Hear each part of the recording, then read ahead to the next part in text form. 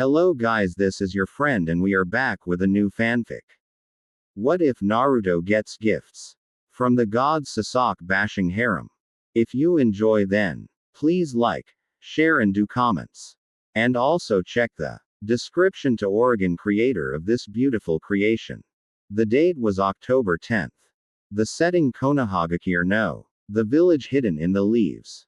It was 9 years after the attack of the mighty Kaiu no Kitsun upon the village. The Kaiu was one of the 9 Beiju, the most powerful creatures in existence. With a swing of its 9 tails, it could topple cities, demolish mountains, and create raging tsunamis.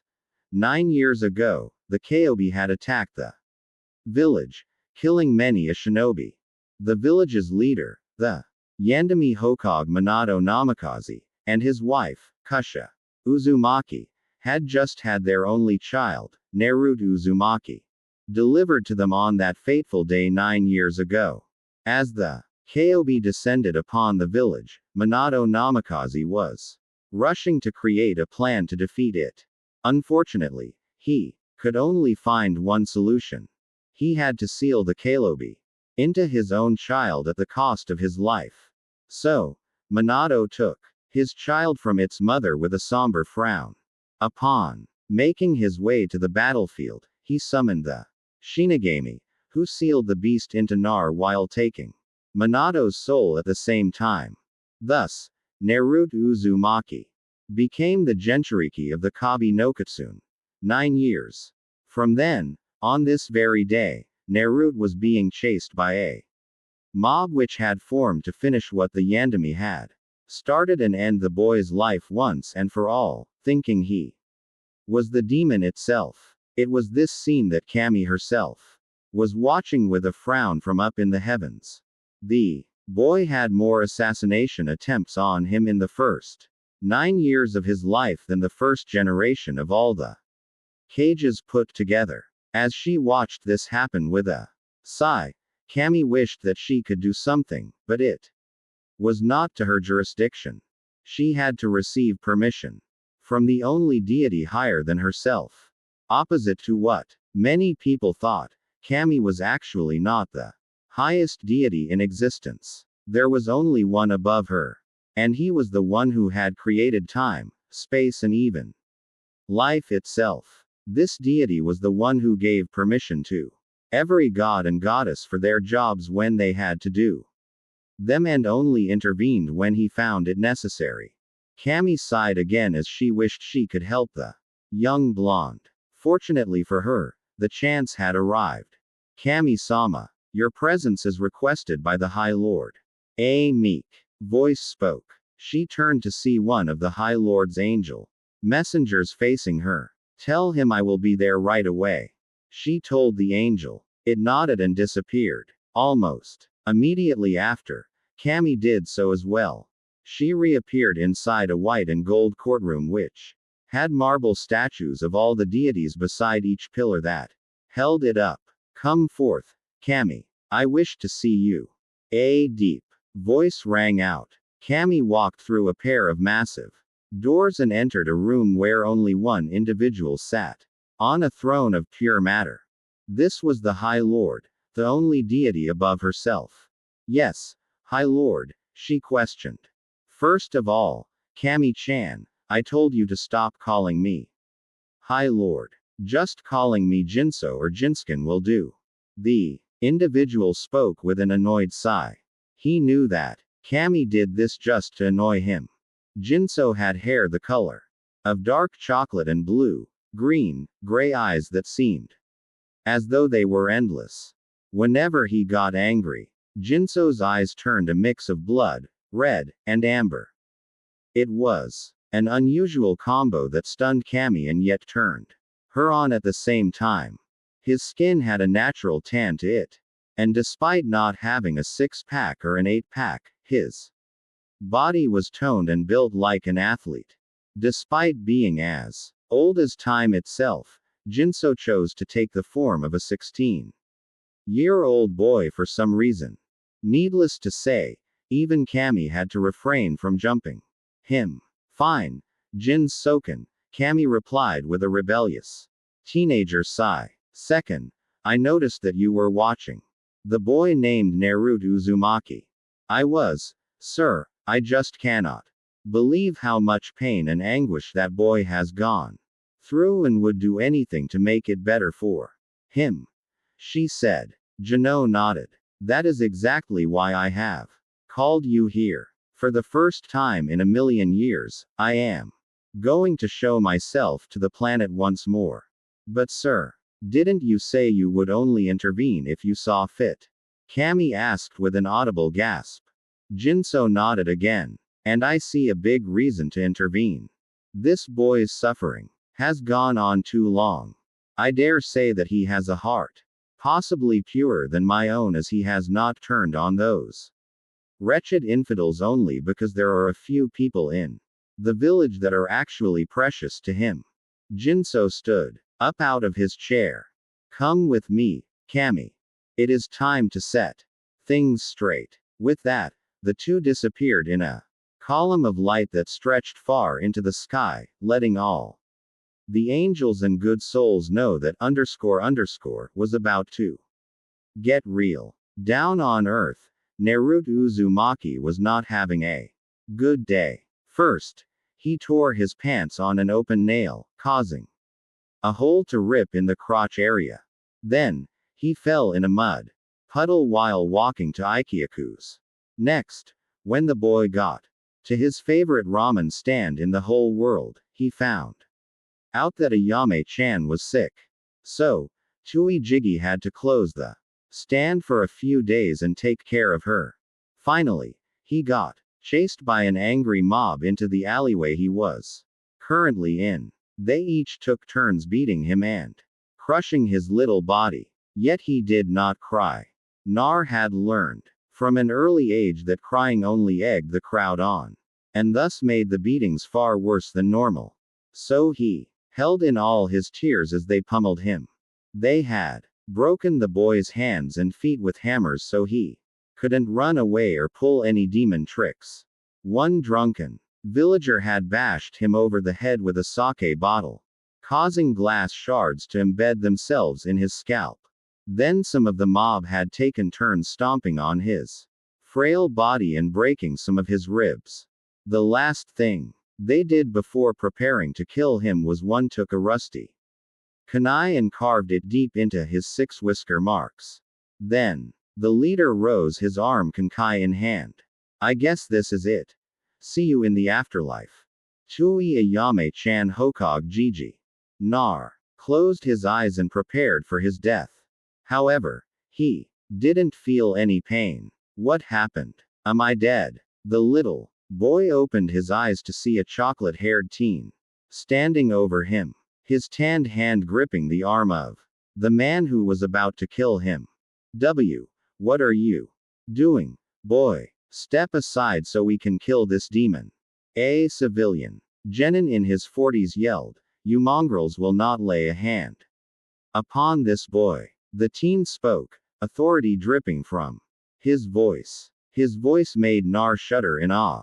This teen was radiating more power than what the Kyobi had at full strength. If what he was told in the academy was true. The whiskered blonde then felt himself being lifted up and pressed against the bosom of a silver-haired woman. Who are you? He asked her. The woman looked deep into his Saruan orbs and replied, my name is Kami. Narkin. Don't worry, they won't hurt you anymore. The blonde immediately felt a warmth surround him and fell asleep, a comforted smile on his face. Kami set him on the ground just as Jinso turned to her. Go find the Hokage. I'll deal with them. Kami nodded and ran off in search of the Hokage. What's wrong with you? Stop protecting that demon and let us kill it. Another villager shouted. Jinso turned his gaze back to them. That boy is no more a demon than Satan is the ruler of the heavens. You all are the real demons. Jinso then drew a golden katana from his back. He twirled it around and got into a stance. And I'll make sure to send you to hell with the Hokage en route to Jinso's location here is in Sarutobi had just finished his paperwork for the day when he felt an incredible surge of power coming from the middle of the village. He could feel the raw anger inside it spread all over the village. Is that the Kyobi's power? No, that doesn't have the same amount of bloodlust in it as the Kyobis. Oh, Narutkin, I hope you're all right. Hai had called 3 squads of Ambu to follow him and he donned his battle gear. Then they had begun making their way to the spot where the surge was felt. About halfway there, they were stopped by a silver-haired woman of ethereal beauty. Hokage-sama. It's Naruto Uzumaki. I need you to follow me. No time to explain. The Hoge's eyes widened as he nodded and began following the woman. What he saw when he arrived shocked him. A chocolate-haired teen was standing in the middle of the scene of a massacre, covered in blood and holding a sword as equally bloody as him. Dead civilians littered the ground. His eyes softened when he saw that Nar was sleeping on the ground behind the teen with a smile on his face. The team turned and faced the Hokage. Are you the leader of this village? The teen questioned authority in his tone. Somehow it made everyone there get the feeling that they should be on their knees bowing. Yes, I am. And who might you be? The teen closed his eyes and flicked the blood off of his blade before she it onto his back. I will not tell you my name in front of these Ambu of yours, for they have not earned my respect. You have, but they have not. Especially the one known as Anu. The Hokage and all the Ambu look shocked. The only other people in this village that have earned my respect are the young Uzumaki here. And the people that truly helped him. The rest may burn. For all I care. One of the Anbu who was wearing a cane turtle mask suddenly shouted out at him. Hey, how dare you speak to the Hokage and is that way? We deserve to know. The team turned his head to the Anbu with a growl, his eyes turning a mix of blood red and amber. Which frightened everyone but Kami and Nar who was sleeping at the time. Silence your tongue, mortal, or I shall be quick to cut it off. He snarled. The teen's eyes then turned back to their natural color. Hokage-san, I would like to meet with you in private to discuss the young Uzumaki. The Hokage nodded and told the Ambu to back off. Kami grabbed Naruto and the 4 went to the Hokage Tower. Hoge's office. Now what would you like to discuss? I still cannot tell you my name. Jinso suddenly replied, but why not? We are in private right now. Here is, and looked confused. Jinso got up and walked over to a corner. Danzo-san, I know you are listening and I would just like to say, your end will be soon along with that of Roots. With that, Jinso tore a seal off the wall that had been disguised to look like wallpaper. He also tore off 5 other listening seals before sitting back down. How did you was at a loss for words for once in his lifetime? I know all here is in Serbi and my name is Jinso. Thank you for telling me that. Also, who is she? He asked, pointing to the silver-haired woman who was currently holding Nar to her chest like a protective mother would do. The blonde simply snuggled into her ample bosom. She is known to you humans as Kami. The old Serbi's eyes nearly bugged out of his skull. KKK Kami, he shouted. Here is glad he put up a silencing seal around the room, or else all of Konoha would have heard his shout. Yep, that's me, Kami exclaimed. She then jerked her thumb at Jinso. And that's my SE. Hai's eyes once more nearly burst from his skull. SSS. His eyes darted back and forth between the two. I am indeed Kam Seni, so to speak. My name is indeed Jinso, and only those who I have given permission to are allowed to speak my name, otherwise they burst into flames and die. Jinso SE was the one who created time, space, and even life. Jinso nodded. Aside from that, I wish to talk you about Naruto Uzumaki.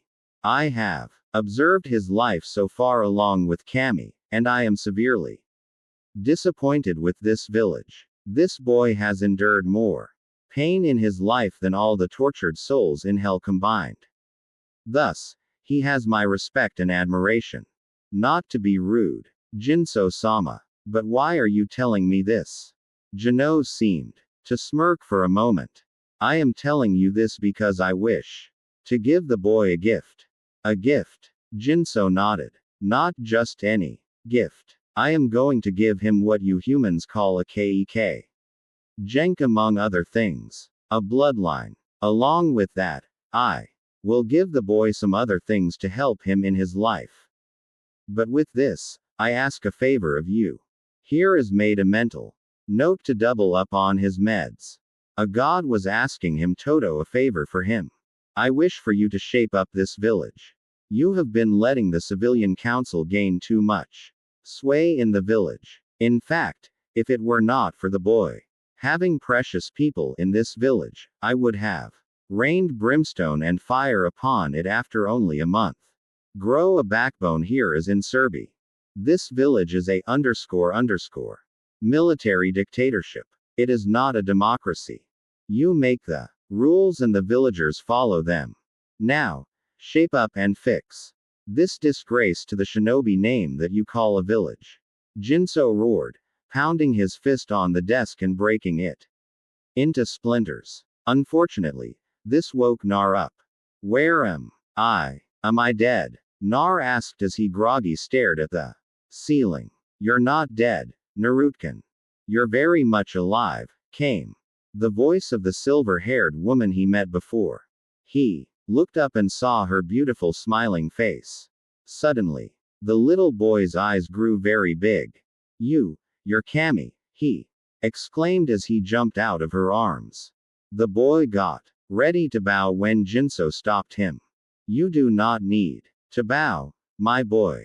If anything, I should be bowing to you for all that you have endured. The whisker-marked blonde turned to see his chocolate-haired savior. Who are you? You look a bit young to be killing a bunch of people. Nar commenting, surprising them with how calm he was when most kids would have scrambled into the corner of the room after seeing someone massacre a group. Here got a bit worried as Naruto didn't know that this was an age-old god he was speaking to. Instead, Jinso let out a laugh that sounded like a tower bell ringing. My name is Jinso, my whiskered friend. And would you be surprised if I told you that I was actually a god as old as time who created life itself? Nar pondered for a moment. Well, most people would say that you were bluffing, but seeing as how we're able to make elements out of thin air and that I have a 200 feet tall demon sealed in my gut, I'd say it's a fair chance. That shocked her. Naruto __ you already know about the Kobe. Nar nodded. Hi, Gigi. I met Ra-chan a year ago when I fainted during a beating. His mind went blank for about 3 seconds before he shouted, it's Aishi. Jinso then laughed. Again, of course, the Kaiu is a she. Why are humans so east when it comes to beings of great power and always thinking that said beings must be male for some reason? He replied. But other than that, Hokage-san, fix your village. Or else there will be hell to pay. The Hokage nodded, getting the hidden message. Jinso turned to Nar. Naruto __ I wish for you to come with me for a moment. I have a few gifts for you. Nar started bouncing up and down. Despite being very mature for a 9-year-old, he, like every kid, got excited at the mention of presents. Gifts. Really? Jinso nodded. The brown-haired teen turned to Heen. I will be back with him in 30 minutes. Please call one of your what is it called? Council meetings as there is a topic I wish to discuss. Here. Isn't nodded. I will do that. The elderly Sarut Toby got on. One need to speak to Nar. I want you to have fun with Jinso. All right. Narutkin. Hi. We're going to have lots of fun. Right. Jin's knee. Jinso chuckled. Despite being a god, it was good to not have every person address him with an honorific of high authority or demand people respect him. Yes, we are Narutkin. Then, he, Kami, and Nar disappeared in a flash. Jinso's throne room up in the heavens. They reappeared inside what looked to be a teen's bedroom. The walls were colored a sandy brown and the ceiling was light gray. There was a plasma screen TV hanging on the wall and a GameCube. Wii and PS3 were hooked up to it. Facing the TV was a long black leather couch that was shaped like a U. A plain bed was in one corner of the room and a black metal desk with shelves was near it and was covered in papers, pencils, pens, scissors, what appeared to be a Glock 19. And a Tonto hung up on the wall. Whoa, is this your room? Man, Jinso grinned. Yes, it is. Narcown. This is where I go when I wish to relax or simply play a few video games. What's a video game? Nar asked in childish wonder. Jinso led him over to the TV. Well, I can't really explain it in all my infinite wisdom, but how about I show you? Nar nodded excitedly. Jinso went over to his GameCube and started The Legend of Zelda: Twilight Princess. Naruto's eyes grew wide in awe. Then Jinso started going around on Aona, firing arrows at Beoblins and Kararoks, and then transforming into a wolf, making Narut let out a double rainbow guy style. Whoa. Then Jinso saved his game and powered down the GameCube. That was awesome, Nan. May I try? Jinso chuckled. I would let you, but we have to get back to Konoha for a council meeting, so we don't have the time. I can give you your gifts, however. Jinso walked over to the wall and pulled the Tonto off, making it grow to the length of a standard katana. This is my prized blade. Narut __, it can turn into any weapon you desire. And the only limit is your imagination. Nar took the blade from Jinso with trembling hands. Also, I've modified it a little so that you can stick it onto your back and take it off with a mental push. And as an added bonus, you can give a different mental push to make it become a certain element. Go ahead, test it out. Jinso and Kami stepped back and watched Nar swing the blade around with natural talent. When he was done, Kami said, amazing. Naruto __, you're a natural at swordsmanship. Nar blushed from the praise. Next, I have an even more special gift for you. He put 2 fingers into his mouth and whistled. Almost immediately, a black blur appeared and landed on top of Narut, licking his face. It turned out to be a fox kid with 3 tails. This is your own personal companion. She is a 3-tailed kitsune and loves pranks. However, she doesn't have a name yet. Would you like to give her one? Nar nodded, having stood up and held the kit, who was now asleep, in his arms. I'll call her Mumi, cuz you know it's a blessing that you're giving her to me.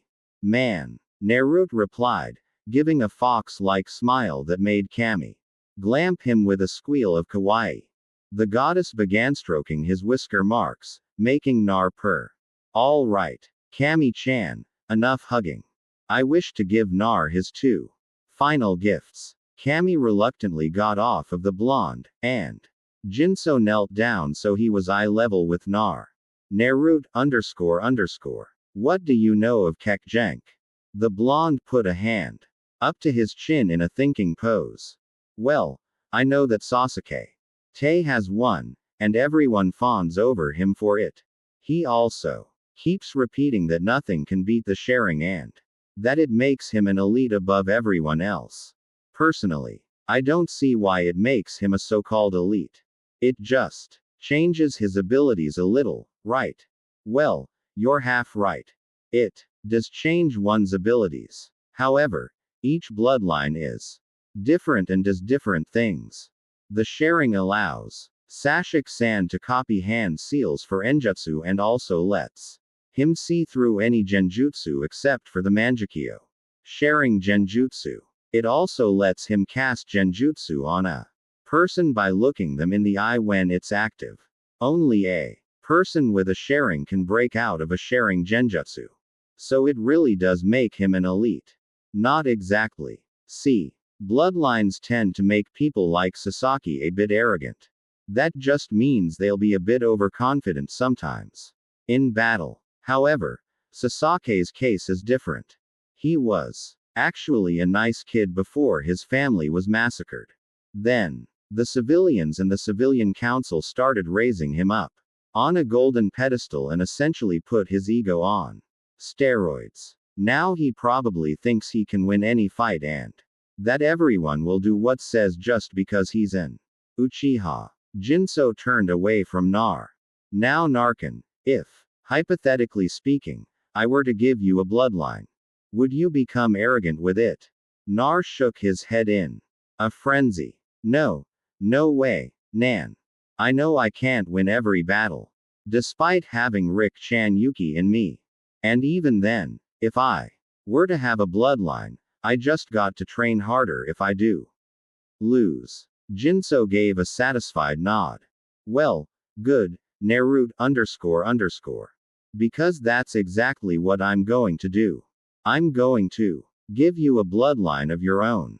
Now, remember, don't become arrogant with it. Nar nodded. Okay, Nan, but what does it do? Well, Narutkin, your bloodline would essentially allow you to manipulate shadows themselves. Like the lazy pineapple-haired people.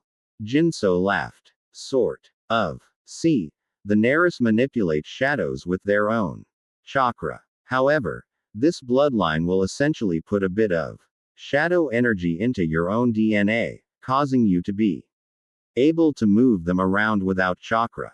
You will just have to sense the shadows all around you and focus on linking your energy with their own. It's a one-time thing. So once you've successfully connected with one shadow, you'll be able to connect any and all the shadows around you at any time. Sugoi Nar yelled. Now then, this will hurt a little bit, but it'll be over quickly. Jins tapped 2 fingers to Naruto's forehead and infused a bit of shadow energy in Naruto's genes, altering them a tiny bit to create a new bloodline. The blonde held in a scream as the process shortly ended. Now for your last gift. Jinso pulled a large scroll out of thin air. Nar, this is the summoning contract for the dragons. No one before you has signed this as I was saving it for someone with a heart as pure as I now.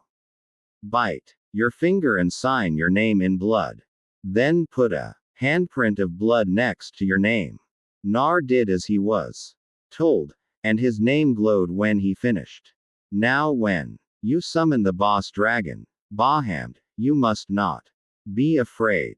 Dragons are the living embodiment of courage. And to pass his test, you must stand up to him. Otherwise, he will try to kill you with fire. Lots of fire. Understand? Nar nodded, a little bit worried. Well, now that that's out of the way, what do you say we go visit the Hokage again? The blonde smiled at that. Jinso called forth a dragon. Summon and helped Nar onto its back. The 3 then soared down to Konoha with Nar cheering the entire way. Council room. What is the holdup? Hokage-sama. I got out of bed at 11 o'clock and would like to get back to sleep. A fat blob of a civilian councilman said with a yawn.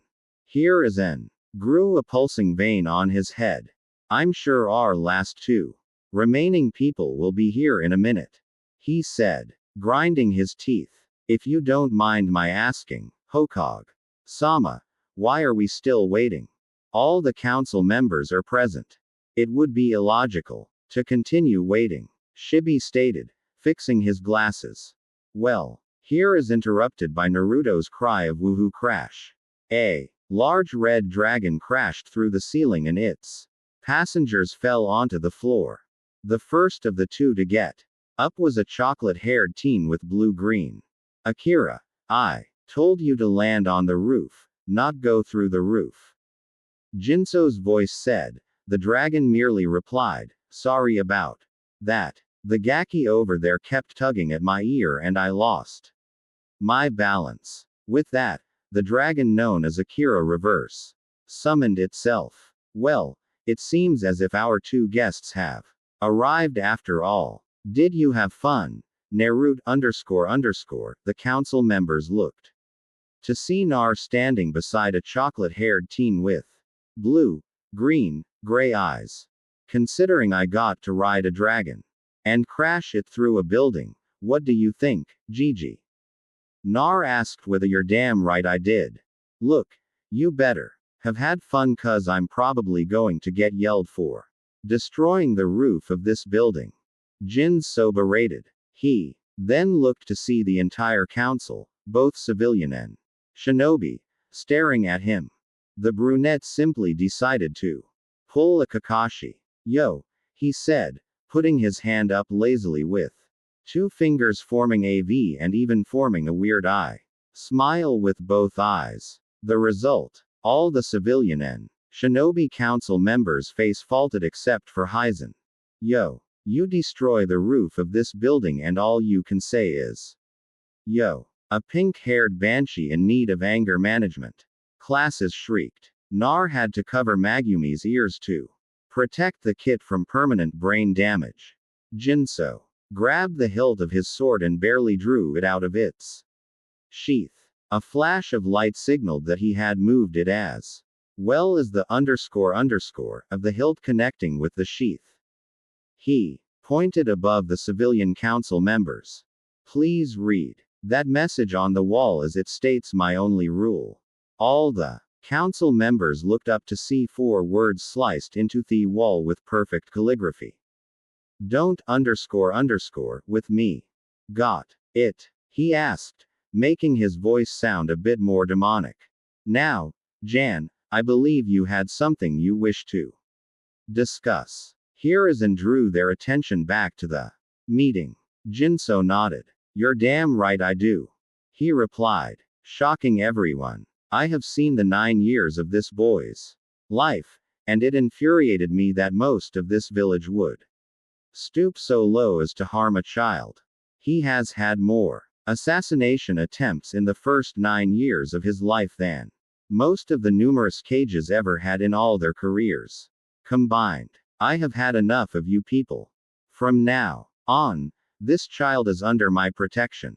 If anyone tries to harm him, Jinso snapped his fingers, and a training dummy appeared. He grasped the handle of his katana, and another flash of light signified that he had moved it.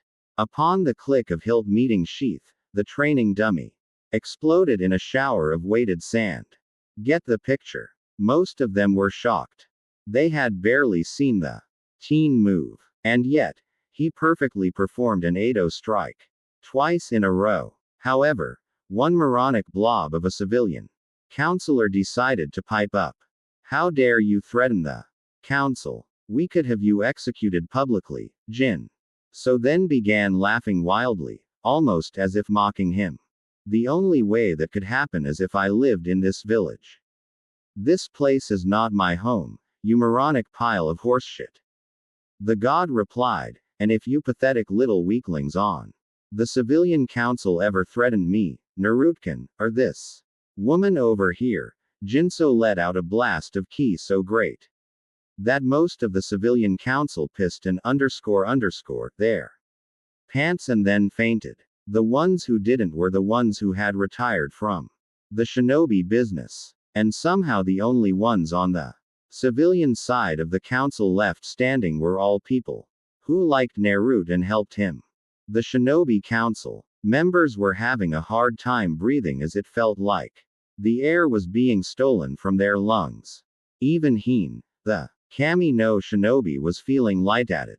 Jinso then stopped the flow of ki and turned to the shinobi council. Sorry about that. All the morons in the civilian council just really annoyed me. Most of them were shocked once more. He could produce that much ki when he was merely annoyed. And I know that you're thinking that it's unreal for someone to produce that much ki when they're only annoyed. Let's just say if I were pissed off, at least half of this village would be 6 feet under from my anger alone. He then sheepishly rubbed the back of his head with a goofy smile. Thump. Eniki had just fainted. Then why don't you stay in this village? Logic dictates that, if you cared about Naruto Uzumaki, you would stay with him. To ensure his safety, Shibi asked. Jinso gave a mischievous grin. I never said I wasn't staying in the village, now did I? He turned to the Hokage. Hokage saying, could I simply spar with a Jonin to see my placement? Here is N. Nodded. I'll have you in one of our Jonin spar tomorrow morning, seeing as you are obviously above Janine and Chunin level. Jinso nodded. Well, do now. If you'll excuse me, I'm off to go to sleep. With that, he, Kami, and Naruto all left the council room. Silence followed for about 3 minutes before Shikaku said, this is too damn troublesome with the trio. So, Nar, do you want to stay at your apartment for the night? I could probably find us a house to stay in. Nar nodded. Yeah, I don't really have the money to rent a new apartment. Plus, people raised the price by 3 times the original amount. Whenever I tried to buy, Kami held Naruto closer to her. As people began glaring at the blonde and Jinso while giving Lyris looks to Kami. Jinso then cast a no seals genjutsu around them so people would only see Ma Guy walking with Lee while both were in speedos. Needless to say, screams of horror filled the air while Jinso chuckled mischievously. The next morning, Nar got up to see Kami cooking something while Jinso sat at his table with a cup of coffee. Morning, little bro. Hope you slept well. The god told him. Yeah, I did, man. Better than I've slept in a long time. Lucky for you, you got up just in time for breakfast.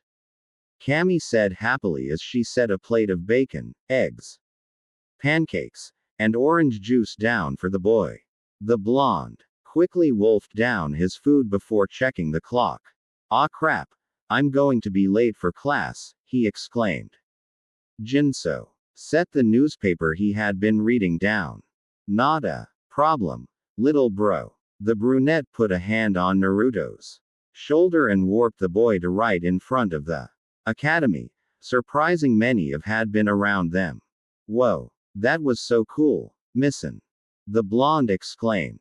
Jinso nodded, but not before noticing the glares directed at the blonde. Now remember, don't take __ from anybody. And give him hell. Squirt. Nar scowled at him. Stop calling me a squirt. I'll stop calling you a squirt when you actually get to my height. Yay. Jinso immediately warped out, leaving Nar to walk into the academy. The blonde had recently gotten a change of clothes, and Jinso had burned the orange jumpsuit that rivaled made a guy's spandex of youth and all the other sets of it that Naruto had. He was now wearing a white hakama with gold trimmings over a black kimono that had silver trimmings. The kimono had the kanji for kitsune on it. The tanto that Jinso had given him was stuck to his back in the form of a ninjutsu. Underneath, Naruto was wearing the same type of sandals that Jiraiya of the Sonin wore. The outfit only accentuated his whiskers marks. Also, in addition to his bloodline, Jinso had made Nar taller and fit like himself. He was built like an athlete and had a natural tan. Nar had lost all baby fat and had become what Jinso described was a lady killer, whatever the hell that was. Deciding to make a cool entrance, Nar powered chakra to his foot and kicked the door in, sending it flying against the opposite wall. This gained the attention of everyone in the classroom. As Nar walked in, he gained lustful stares from almost every girl in the classroom who apparently didn't know who he was. Are you a new student here? Ka and Isazuka asked. Despite his interest in the new person, still wondered where Naruto was. It had been a couple of days since anyone had last seen the blonde. The two became friends after Nar had helped Ka get Akamaru to the vet for rabies shots. Come on, dog breath. Don't you recognize me, TT? Ebeo. The eyes of every person in the room bulged. Nar. Upon that realization, one Hyuga heiress in the back of the room gained a mean nosebleed and fainted. Of course, it's me. Who the hell do you think I was? The showdown, the blonde remarked casually. He simply began making his way to the back of the room to hang out with Hinata, the girl he actually loved when he was stopped by a UPFO, an unidentified pink flat-chested object. Naruto Baka stopped trying to show up. Sasuke the pink-haired bi-air girl known as Sakura Haruno shrieked. She then raised her fist and tried to punch the blonde. Thump. Her fist was caught directly in the blonde's palm, while his sword was at her neck. Yo, Hinata-chan, what's up? He asked happily. Nothing much, Narutkin. The Hyuga stuttered. Narutkin probably noticed that I'm stuttering and now he must think I'm weak. The girl suddenly began to think. Her father had been strict in her training, but on the inside, he wished he would be able to show her kindness. However, the Hyuga elders said that if she remained weak, they would give her the caged bird seal and put her in the branch family. Hinata was so deep in her thoughts that she hadn't noticed Nar putting his face closer to hers. You know, Hinata-chan, that broke her out of her thoughts to see his face right in front of hers. That blush of yours makes you look so damn adorable. That made the girl let out an eep and tried to hide inside her coat. Narutkin said I was adorable. Eep. Now I just got to kidnap him, take him away. And then Hinata's thoughts began trailing down a different path as blood dripped from her nose. Nar was busy watching Hinata and didn't notice Sasaki come up to him.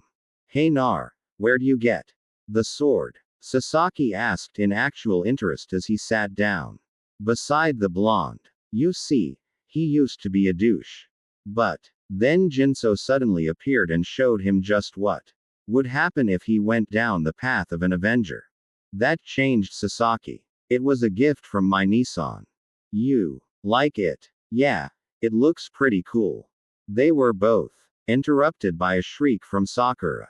Naruto Baka, stop trying to be cool. Everyone knows that you're just a worthless orphan who's unworthy of being loved and has no family. Your mother was probably a street who got pregnant off your dad and died from an STD while you left and never came back. Everyone stopped what they were doing and stared at Nar, who seemed calm. Too calm. Sasaki face palmed. Why did Kami have to curse him with these horrid fangirls? The Uchiha looked to his right to see Nar with a blank expression. He must be really mad to not show any emotion. Must refrain from killing. Must refrain from carving her guts out and selling them to a butcher shop. The blonde raged inside his head. Naroke I say screw the rules and just kill the girl. Now. Ra told him from his mindscape. He was about to do it when Jinso's voice appeared in his head. Hey little bro, guess what? They decided that even though I'm way above Jonin level, I'm a Tunin and just need experience to be promoted. I'm also teaching your class with Iruka. Isn't that sweet? Kind of in a tough situation, Nan. I'm trying not to kill Sakura Horino cause she said my cousin was probably a street and that I'm just a bastard child. Hang on, kid. I'm about to enter in 3, 2, 1. A brown blur somersaulted in through the window and landed on top of the teacher's desk right as Iruka walked in, nearly giving the scarred Chunin a heart attack. Listen up, Burrs. My name is Ki Uzuzuki, also known as the brother of Naruto Uzumaki. You are to refer to me as Ki Sensei or Uzumaki Sensei. Now, I only got 3 rules, so pay attention. First rule, I will curse all I want, and I don't give a damn who says otherwise. Rule 2, any disobedience will be dealt with immediately and with more than a slap on the wrist. And rule 3, if anyone harasses my bro, there will be punishment. Better whip out your notebooks, kiddies. School's now in session, Jinso shouted. Iruka had recovered from his pseudo heart attack and turned to the class. Well, it seems the introductions are over. Now then, Iruka was interrupted by a shriek from Sakura. You threatened my mother. Yesterday, she yelled, pointing at Jinso. She annoyed me. I responded. End of story. Now pay attention to Iruka Sensei. He replied with a twitching eyebrow. Iruka coughed. Thank you, Ki Sensei. Now then, before we start, are there any questions for Ki Sensei? Choji Akamaki raised his hand. Yeah, how are you a teacher? You don't look old enough to be one, the boy asked. Jinso nodded. Good question. Technically, you don't have to just be a certain age to be a teacher. You really just have to be a tunin. Shikamaru Nar raised his hand. You pineapple head. As a follow-up to Choji's question, how are you a tunin? Jinso chuckled. This is how Jinso faced the wall and grasped the handle of his sword.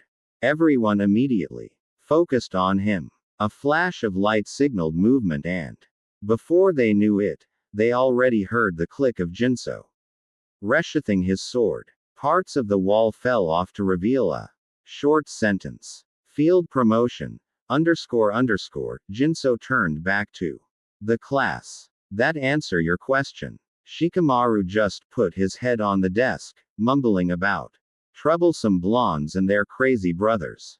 Now then, if there are no more questions, let's begin the lesson. Jinso said with a crazy smile. It was now the day of team placements.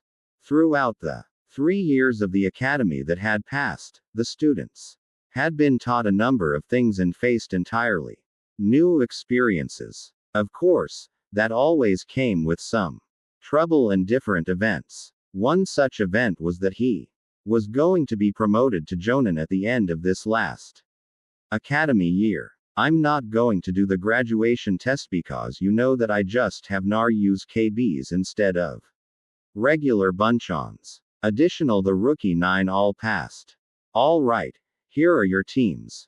NAR just laid his head down on the desk and waited for his name to be called. Team 7, Uzumaki NAR, Uchiha Sasaki, and Hyuga Hinata. Multiple shrieks appeared all over the room from Sasake's fan club. No, why couldn't I have been with Sasaki, I bet that Hayahusi is just trying to get in Sasuke-kun's pants. Naruto turned and glared at the one who said that, brandishing the Tonto Jinso had given him in the form of a massive claymore. You want to say that again, you fuck-faced skank? He growled out. Ahem. Everyone turned to see Jinso with his hand in front of his mouth. Now then, your team will be taught by Hideki Kakashi. Team 8, Inuzuka Kiba, Arame Shino, and Horino Sakura. I am not a __, you jerk. Excuse me, I coughed a little when I said that. Naruto and Sasaki smirked at the back of the room. Nangi actually did call her a __, your sensei will be Yuhi Karana. Team 9 is still in circulation from last year. So Team 10 will be Yaman Nakaino, Akamaki, Choji, and Narikamaru. Your sensei will be Serbia Asuma. Please wait for your team sense to arrive here. Jinso then gave a peace sign with his hand and with a loud shout of ya and he threw a flashbomb down and disappeared. 3 hours later. Where the hell is our sensei? Sasaki yelled. Everyone else had already left the building and they were the only ones left. The three were sitting on a row of desks right beside each other and Hinata was leaning her head on Naruto's shoulder. Said. Whiskered blonde began tapping his finger to his chin. If I remember correctly, Misen said to wait 3 hours, leave a note for our sensei and a trap, and then go to the roof. Something about him being a major perv and always showing up late as __, he replied to the ravenet. So, then, Naruto got out a slip of paper, wrote down a message, and the three left to go to the academy roof. 1 minute later, a man with silver, gravity-defying hair stepped into the room. Seeing no one there, he looked around. Then Kakashi spotted a note on the floor. Dear Arrow Scarecrow, look behind you. Team 7PS, we're on the roof. Look behind me. What the? Oh, __, Kakashi had to dodge a hail of flaming and sparking canny before moving over an 8x4 mat of Makebishi spikes and finally leaping out the window to avoid a lightning bolt that crashed down where he used to be. Are they crazy? That could have actually killed me. Kakashi mentally shouted. He then shined up to the roof only to find Team 7 playing poker. Of course, he then face-faulted onto the ground. Oh, good. Sensei's here, Nar remarked while not looking away from the poker game. Kakashi got up slowly, his eyebrow twitching. The silver-haired Cyclops then used the demon head technique to shout at them. Good. I seriously could have died. Kakashi screamed with fire coming out of his mouth and in his eye. Then don't be late next time and Huant lay out any traps. Your skills must seriously be lacking for a group of greenhorn genin to get one up on you anyways. Sasaki told him, also not looking up from their game. Kakashi's eyebrow twitched once more. All right then. How about we do some introductions? Nar and Sasaki both let out a sigh at the same time and packed away the cards. As the three got near Kakashi, the Jonin pulled out his beloved Aikaicha Paradise.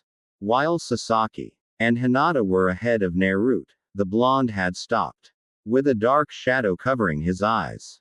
Kakashi-sensei, what is that in your hands?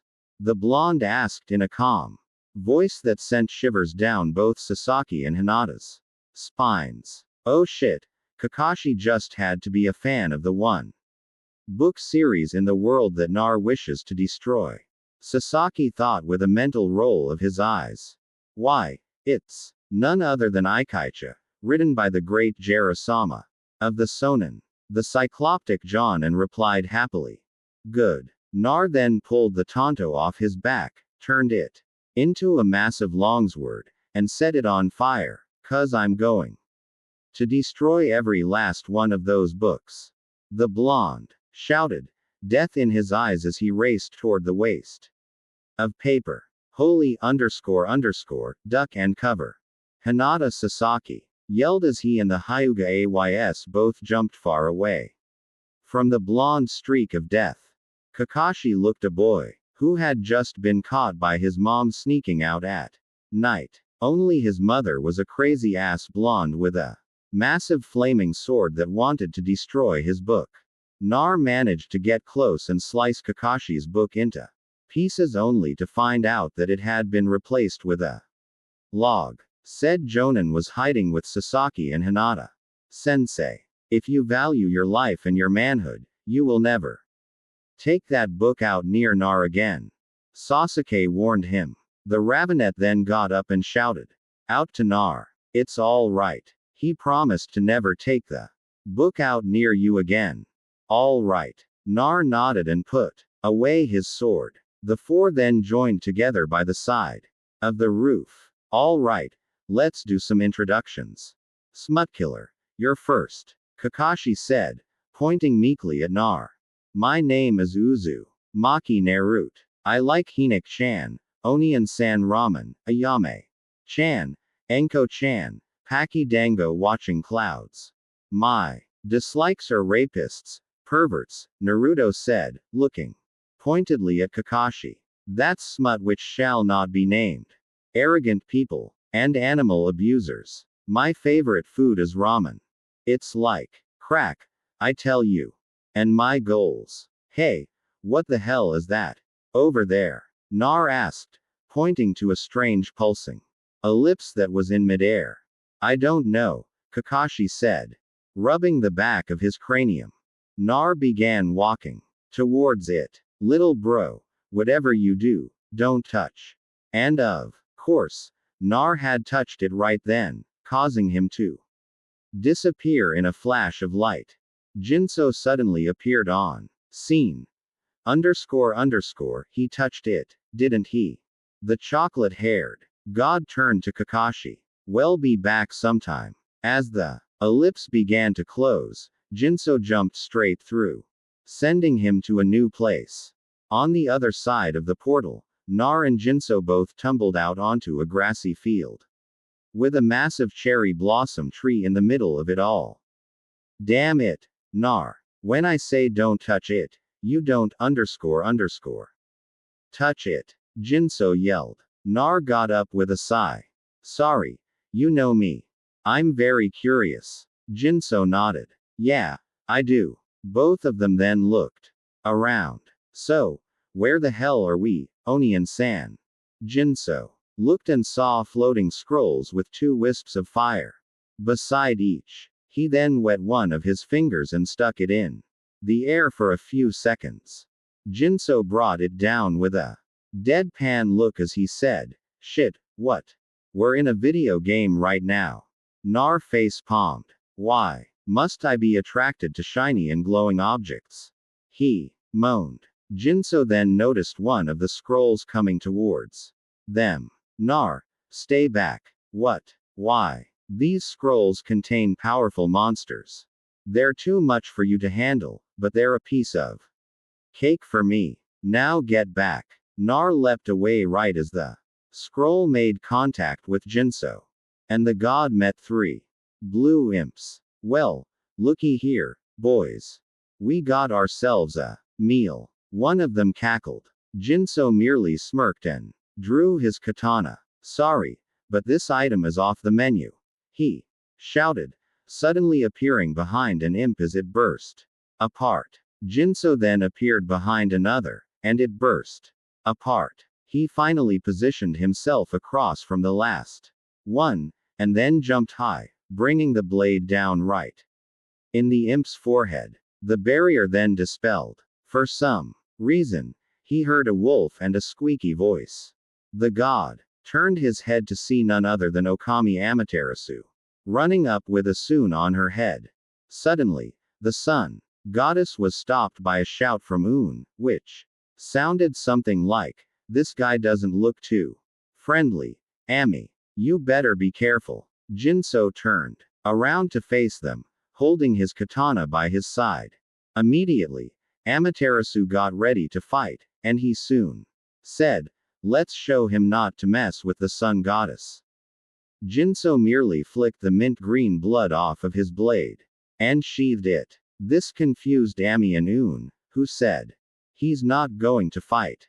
Jinso crossed his arms. Come on. Out. Naruto.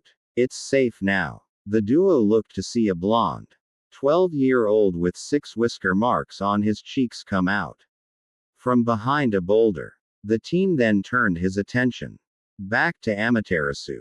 He studied the wolf, his eyes drifting up and down across Ami. Something wrong, kid? Un asked. Jinsu's eyes then looked right at the ponlay. Nothing is wrong, Un. Un and Ami immediately palled. How do you know my name? The chivalrous pervert said. Jinzo folded his arms across his chest. I know all. Grandson of Asaku. Like that the brilliantly white wolf you are standing on is the goddess Amaterasu, and how you are on a quest to gather the 13 brush god techniques. Also, that a flamboyant Tao master who speaks gratuitous French and constantly aggravates you and me both is going to arrive in exactly 3.52 seconds. 3.52 seconds later. Hark! The call of the heavens, the earth, the sea. They summoned me forth to defeat evil. Waka, the God's gift to man is here. Bonjour, the half-baked prophet, announced as he landed atop the guardian sapling. He looked to see Jinso with Ami, Un, and Nerut. And Jinso's right eye was twitching. Who is your new friend? Mashari.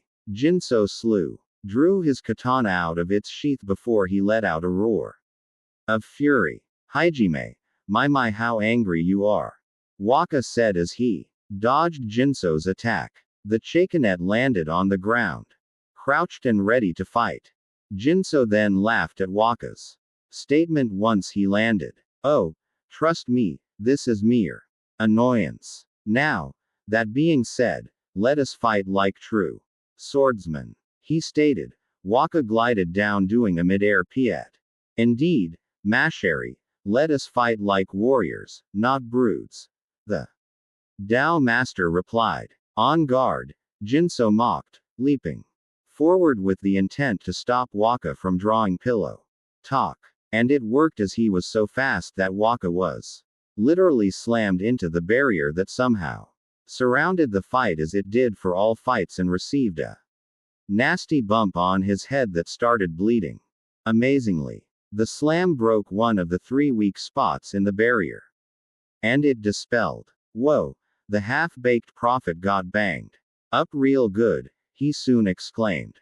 Jinso sheathed his sword with a flourish and went over to Waka, who was holding his injured head. Need a hand, Mashari?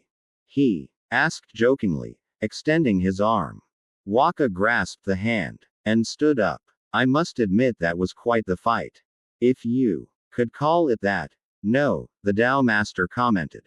Indeed, it was. Jinso's view then shifted to Amaterasu and Isun, who were being stared at by Nar. Nar, stop staring at the wolf and the little man on her head. You're making them uncomfortable, he barked. Nar immediately stopped. I just wanted to know why the wolf has weird red markings and a flaming mirror on its back. That's all. The Gentry replied in a whiny voice. Wait, kid. You can see Amy's markings? Un questioned. Yeah, so. Nar replied with a snort. Jinso face palmed. Nar the wolf is a freaking god. That's why she has markings in a flaming mirror. Oh, that makes much more sense. Jinso's palm once more introduced itself to his forehead. Anyways, can we hang with you two for a bit? We're really far from home and we got to figure out a way to get back. I don't know, Asun replied, trying to find a way to get out of the situation. Nar, do it, Jinso suddenly said, snapping his fingers. Nar formed a hand seal and shouted. No jutsu. A cloud of smoke enveloped him, clearing to show a hot, nearly naked woman with smoke trailing over the North Carolina 17 rated areas, if you know what I mean. Holy smokes, he soon mumbled, falling off of Amaterasu's head and onto the ground in a daze. Nerut transformed back into his regular self, and Jinso asked. So, what do you say? Heck yes, Yoon instantly replied, shooting up onto Amy's head. Now then, Mr. Flamboyancy.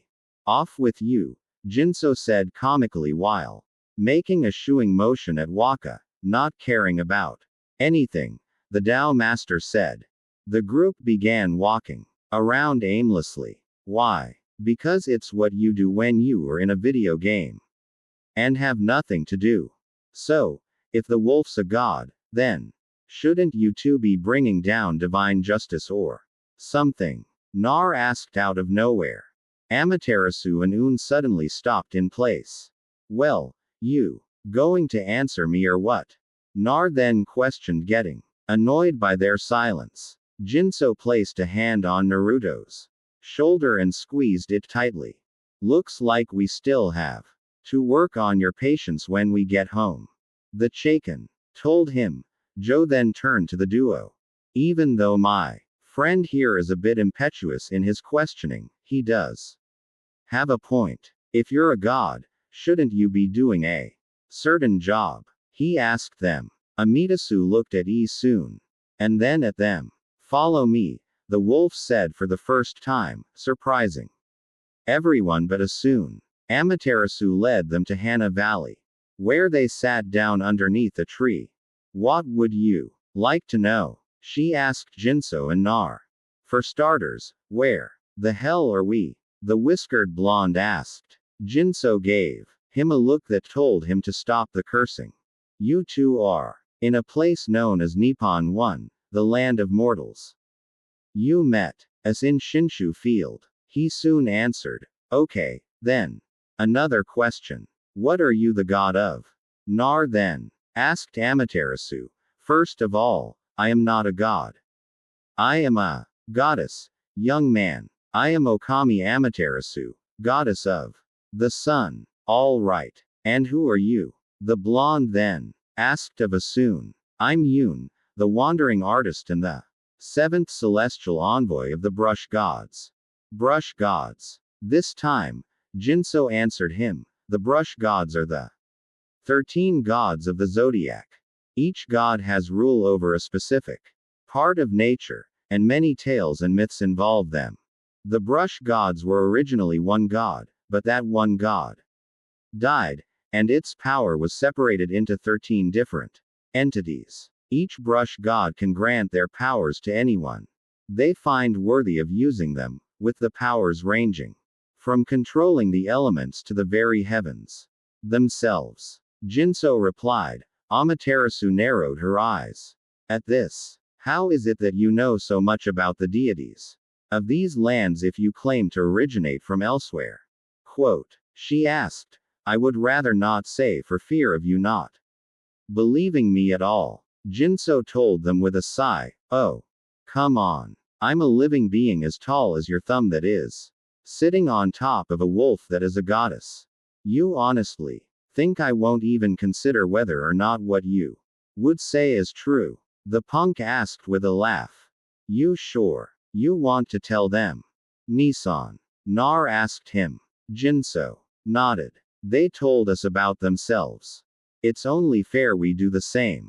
He said, standing up from his spot. My name is Jinso. What I'm about to tell you sounds like it would be out of a fairy tale.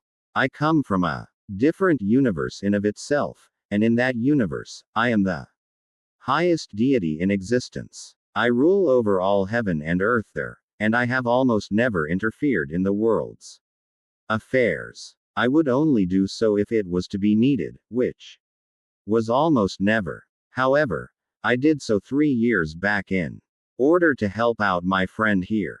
Jinso gestured to Naruto to tell his story. You see, I am what is known as a gentry, which means power of human sacrifice, a sick title given to people who hold and or held demons inside of them. The land I come from is known as the Elemental Nations. It is composed of many provinces that are named after elements themselves. The 5 major villages of the nations are Konohagakure, Awagakure, Kumogakure, Sagakure, and Karakure. And each village has 1 or 2 resident gentry of the total 9. There is also a village called Tigakure which has 1 gentry. Back when the hidden villages were not founded, a man named the Rakudo Sennin, sage of 6 paths, became the first gentry of the Jubi, the 10-tailed demon by sealing it into himself. The Jubi was the first of the Beiju, multi-tailed demons who roamed the lands. On his deathbed, the Rakudo Sennin used the last of his energy to split the Jubi's energy into 9 different beings, all having multiple tails. The beings were known as the Beiju-tailed beasts and were labeled the Ikibi, 1 tail Nibi, 2 tails, Sanbi, 3 tails, Yanbi, 4 tails, Gobi, 5 tails, Roku, 6 tails, Nabi, 7 tails, Hibi, 8 tails, and Kaiu, 9 tails. The number of tails of Buju had meant how strong it was in a sort of ranking system. Ikibi was the weakest and Kabi was the strongest. The Bu have had multiple vessels in the past as means to be controlled for war. Genshiriki are not well liked in most of the villages, with the only major exceptions being Kumo Kiri and Taki. On the day I was born, the Kaobi, which was the strongest of the Beiju, attacked my home, Konoha, under the control of a madman who hypnotized it for revenge. My father, the village leader, had no choice but to seal it into his only son, as a newborn baby's non-developed core would be able to slowly adapt to the Kaili Yuki, or demonic energy. My father did not have the will to ask another parent to give up their child instead of his own, so he put the village before his family. His dying wish was for me to be seen as a hero for keeping the Kaili at bay. But he was too naive to realize that Konoha was full of bigots and morons. For 9 years, I suffered abuse and isolation at the hands of most of the entire village. People beat me. They overpriced me for rotten food and useless tools.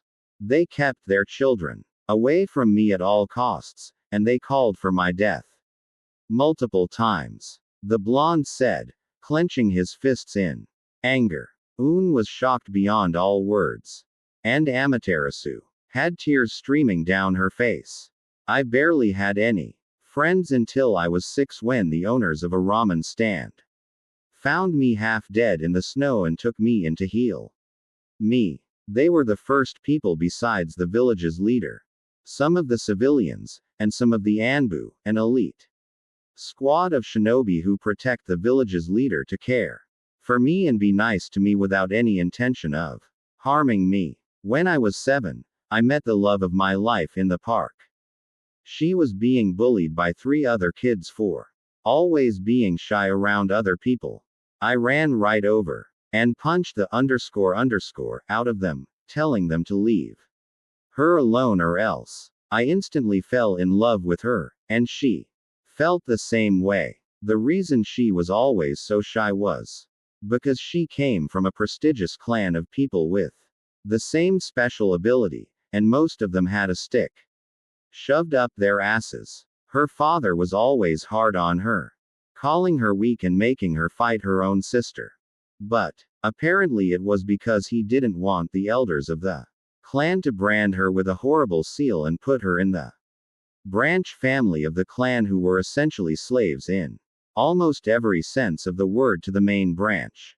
When I was 8, I met my friend Shino. He was from a clan that had a bond with special bugs that lived inside of them. His clan was always considered freaks like me for that. So we instantly became best friends. Then when I was 9, Jinso Nimi saved from what would have been my sure death at the hands of a mob. He stopped the final blow and killed everyone in the mob. Then he gave me a bunch of gifts. That really made my day. He also gave me a companion to be with me and has been living with me ever since. Said companion began snuggling around in Naruto's kimono, and then poked her head out with a cute yip. Just imagine Chibaterasu from Okami Den except with black fur, orange eyes, 3 tails, and no markings. Megumi hopped out of Naruto's kimono and landed on the ground, her 3 tails waving in the air behind her. Is that a kitsune? Un asked wearily. Yeah, why are you asking? Nar replied, putting Megumi back inside his kimono. It's just we had a Runin with a 9-tailed kitsune. A few years back, she killed the queen of Nippon and possessed a priestess body. Naruto's mind went blank for a few seconds. 9-tailed kitsune Rachan, was that you? The blonde asked his tenant. No way. Narut __ I have never been here in my life. I swear. Ra replied, waving her hands in a no-wait motion. The duo looked over at Nar, seeing a multitude of emotions crossing his face. Hey kid, You alright? Un asked. Naruto's eyes turned back to them. Yeah, I'm fine. He quickly replied, keeping his eyes away from them. Anyways, do you two have any more questions? Amaterasu then asked them. Just one. Why are you two down here if one of you is a god? Jano questioned. I should explain. High above these lands, there is a place called the Celestial Plane. It is home to the 13 brush gods and myself.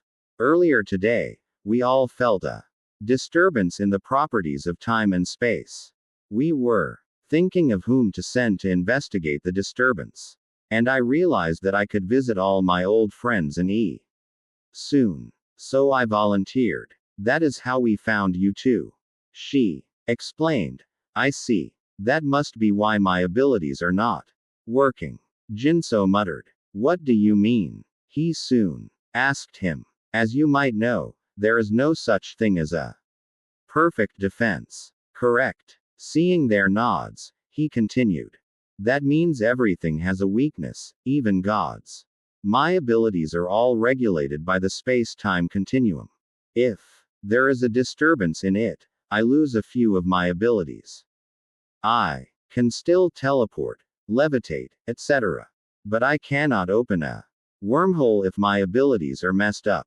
If my abilities were not screwed up right now, I could have opened a portal that would have lead me and Naruto back home.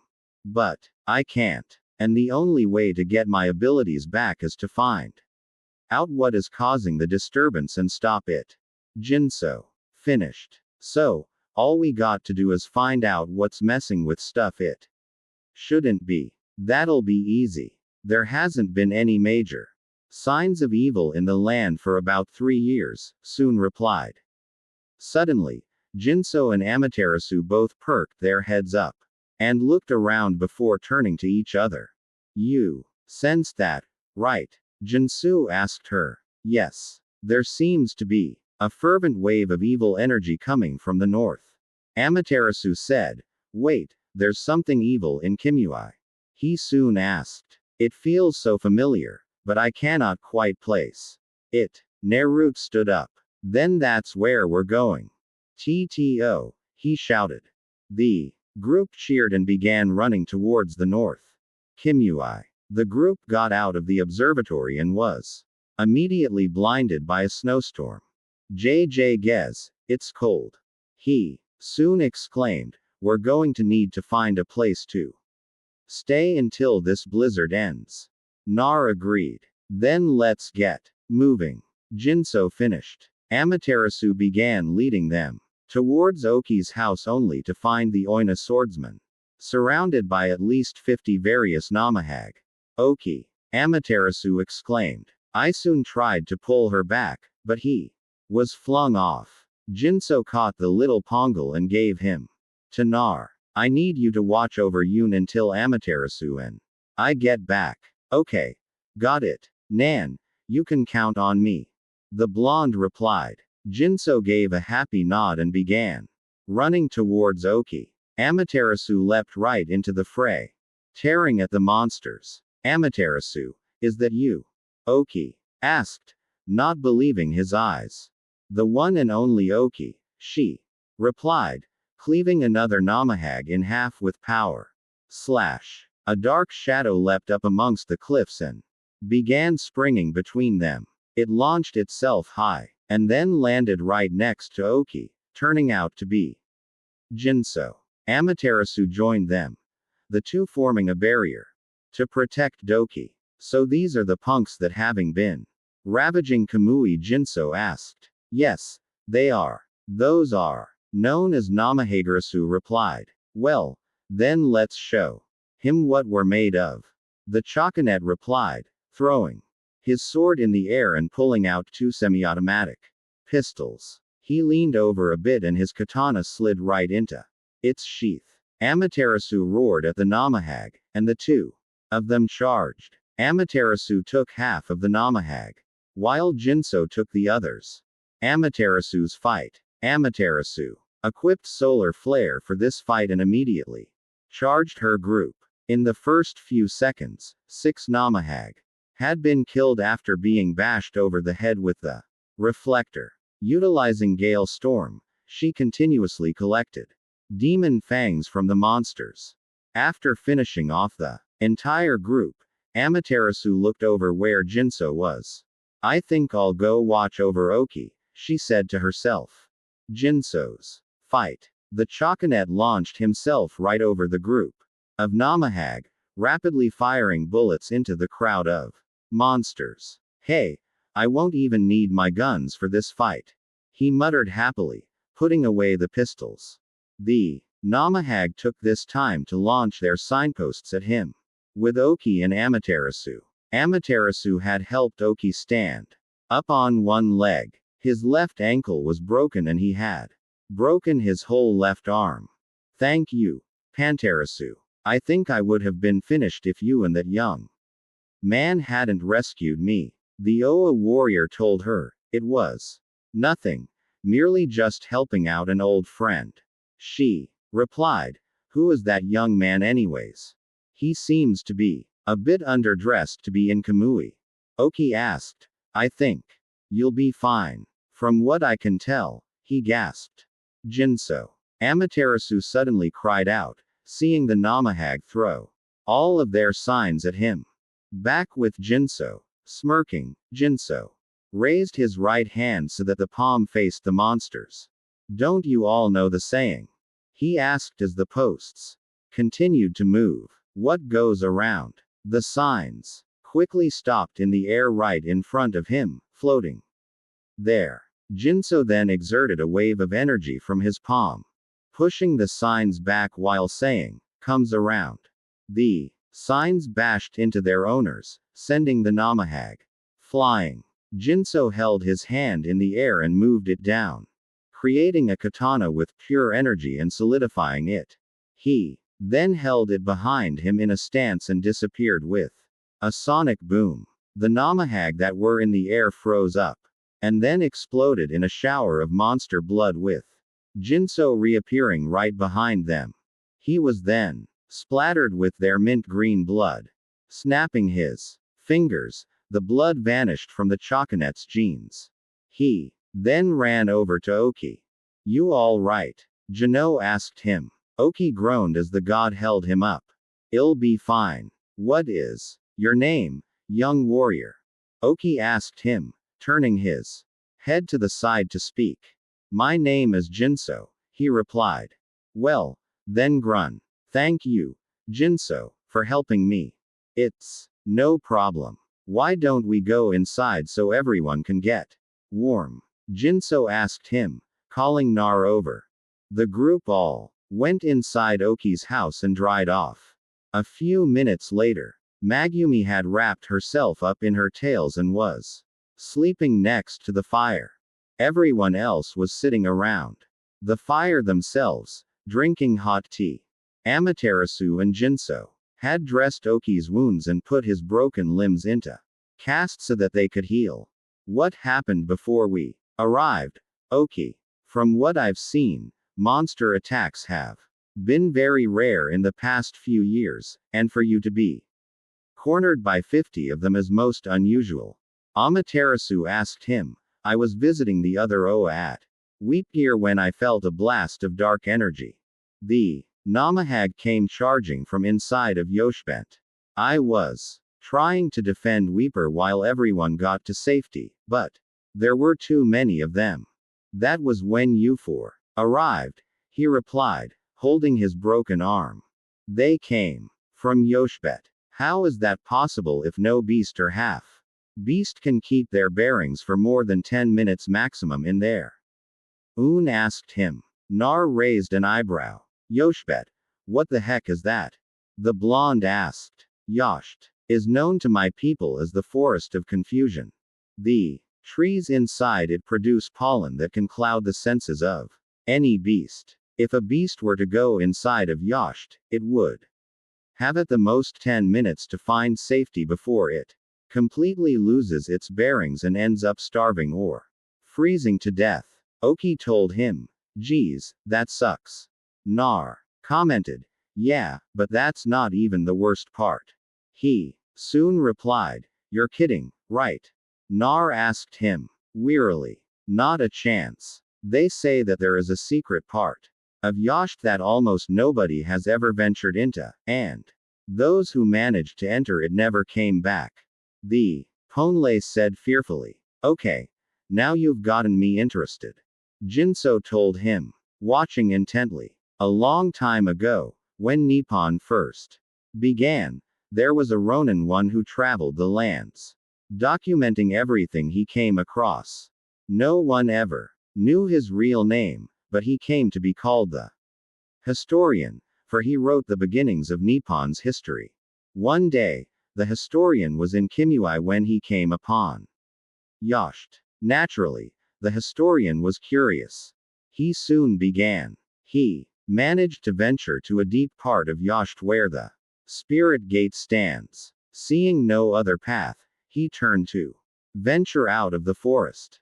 But suddenly, a spirit, black as night, came forth from the bushes. It beckoned him forward through an unseen path.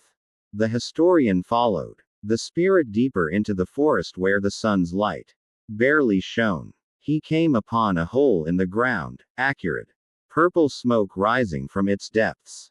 Carefully, the historian ventured down the hole and landed on a platform. Almost immediately, a giant monster appeared and attacked the historian.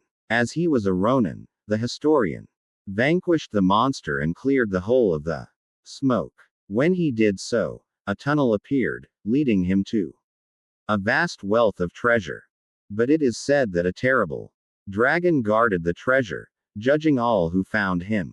And those who could not prove themselves worthy were killed on the spot. The travelers who found him had to prove their worth through a riddle that the dragon provided. Many have ventured forth to claim the treasure. But it is said that only the historian was worthy of doing so. Years later, a man by the name of Rushi, hunter, appeared before the dragon. Yushi had failed the dragon's test and was supposed to be killed by the dragon. But somehow he managed to escape its awful wrath and hid for the rest of his life. The dragon, furious at not killing an unworthy person, clawed its way out of the hole and ravaged that part of Yasht. It then lived in that area, ready to kill all who angered it. Legends abound of this dragon, but they all end with the same saying. When the moon is shadowed on the night it turns blue. The dragon shall emerge from its home and walk among mortals for a single night. He soon finished his tale, letting silence thicken the air. Wait, it said when the moon shadowed, right? Doesn't that mean a lunar eclipse? Nar asked. Jinso nodded. A regular lunar eclipse can cause the moon's appearance to turn red like blood, but when a blue moon is eclipsed, the appearance can change, depending on your viewpoint. 2a. The Chakan replied, well, it's a good thing that an eclipse of a blue moon only happens 11 times every 1,000 years, or we'd be in trouble. 2b. He soon remarked happily. Suddenly, a massive roar made everyone stop in their tracks and look out of the window. Something from deep inside Yasht was breathing fire into the sky while the eclipse of a blue moon shone brightly. You just had to type that in. You just had to type that in right as he finished saying it. You suck. You suck, author. You son of a god damn it. Can't I get a break from this you jackass? The blonde roared, pointing at the sky. Jinso put his hand on Naruto's shoulder and squeezed tightly. Nar, as much as I would love to punch the real version of me in the face, we aren't allowed break the fourth wall just yet. Snorted. Too late for that. You really need more self-control, kid. The Ponlay said, I agree. The young boy should have more control over himself. It would not do him well to be easily angered in the future. Amaterasu concurred. Sadly, we have no time to yell at my real self, for the type Reem is commanding us to go fight the dragon. Jinso told him. The __ as that. Nar asked bluntly. You know the Matrix trilogy, right? Yeah. The type Reem is the author's version of the Matrix with a few tweaks here and there. What kind of tweaks? He can use it to make you do something. Suddenly, a breeze rolled in and everyone heard a voice. That's damn right, Blondie. Now, if you don't go kill that __ dragon, I'm going to kill you off and give your Herm to Rocky. The voice said angrily. You wouldn't, Nar exclaimed in horror. Believe me, __ I would. Now get your whiskered ass over there. With that, the breeze was gone and the voice had left them. Well, let's get going, Jinso said after an awkward silence. As the group arrived in the clearing, Jinso surveyed the area. Many of the trees had been burned down by the fire that was shot into the air. Well, I don't think the dragon has gotten out of its hole yet, so we're good for now, he soon commented, looking around as well. Now being the key term, Jinso reminded him, so Nar, you didn't bring Mumi here, did you? The Choconet then asked the blonde. Nah, I left her back with Oki so she wouldn't get harmed. Nar replied. Good. Now, we need to be careful when going through here. None of us know what the terrain is like, so make every step Su. Naru Umakii, the blonde suddenly shouted, running headfirst through the path to the hole.